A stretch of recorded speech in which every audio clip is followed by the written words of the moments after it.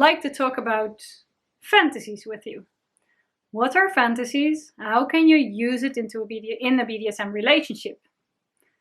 First of all, fantasies are a fantastic way to turn each other on and to play with each other, especially on a long distance. We just talk about a fantasy with each other.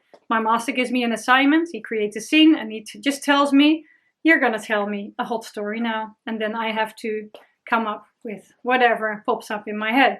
And sometimes when he gives it and I can't prepare it, it really comes from my subconscious. And actually this is making the most amazing stories. And even if I start with an idea in my head that this is what I'm gonna talk, usually when I just let it flow, it will get me pretty much anywhere else except for the thing that I thought that I was going to share. But that's okay, because usually what your subconscious will do, it will bring up what is for you right now is a turn on, what is on your mind, what you would love him to do. So this is, now we immediately jump into why should you use fantasies. I think dominants can use fantasies to really find out what makes their submissive tick. If you want to give them a safe space to share what they're fantasizing about, what they are dreaming of, sometimes it's a big step to tell them, Master, I would love it if you slapped me in my face. I gave you the example before because I knew that my master was not so fond about that. The fact that we were working on a fantasy and I could share that in a fantasy, it was easier to share it with him because I didn't really have to say, Master, I would like you to slap me in my face. I could just say, yeah, and we're in this scene and this is happening, and suddenly you slap my face. Then, because I can share it like that, it's part of a story. Now, we have a rule that always when I'm sharing a fantasy and I come up with something and my master thinks this might be interesting to work with or to do in real life, he will always check if it is something that I want to play with in real life.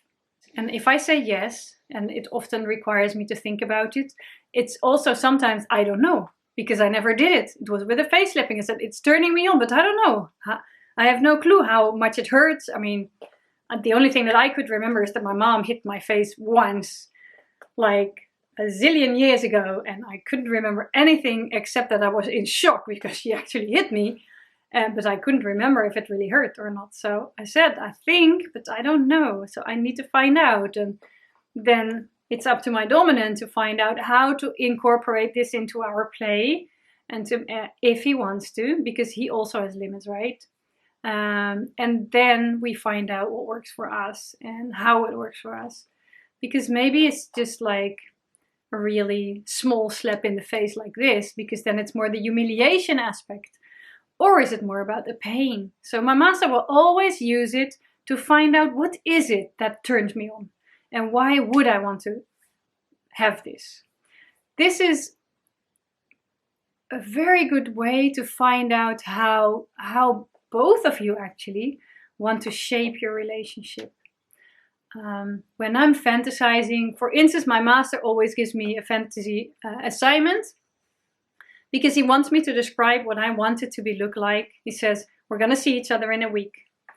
Tell me what is going to happen in your perfect night. And then I'm just going to share.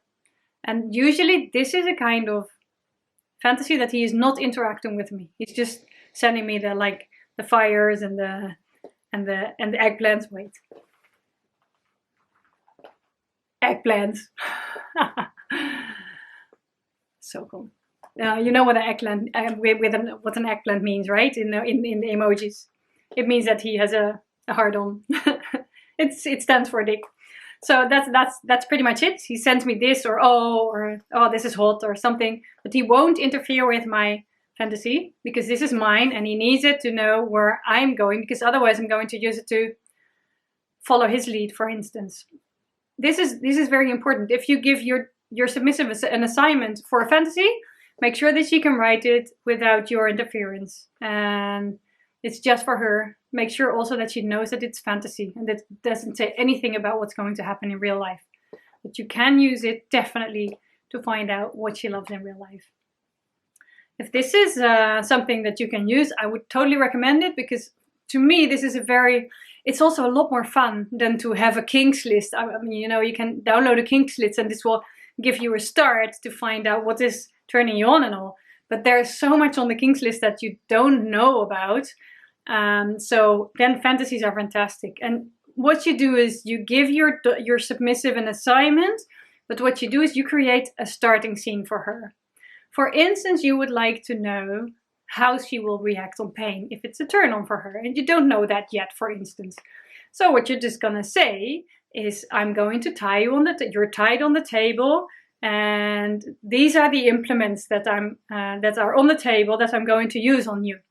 Tell me what's gonna happen. And then she can decide. You will see that she will pick the things that she will like, or maybe she doesn't like, but because she's in that fantasy, and she's going to talk about it, she will find out also how her body reacts. And this is very important. After she wrote the fantasy, let her report on what was turning her on, what was happening in her body, and let her share what happened with her. Were there things that scared her? It's very easy. If you go into your fantasy, this is your subconscious working, and it gives you a lot of signals in your body about how it reacts on it. So this is how you use it. I hope this was valuable.